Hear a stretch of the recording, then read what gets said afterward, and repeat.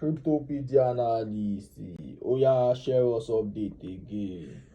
You know say I tell una say update no dey ever finish for crypto space. Na everyday update dey come. I still dey on this department. Which department I bring today again? You know say I don talk about decentralized department. Now we don bring centralized. All this exchange token na we don bring today again. Wetin be all this exchange token? All this exchange token na Binance, shey you understand, wey dem dey list our coin later on. Shey you understand? Binance na exchange token, KuCoin na exchange token, Gate na exchange token.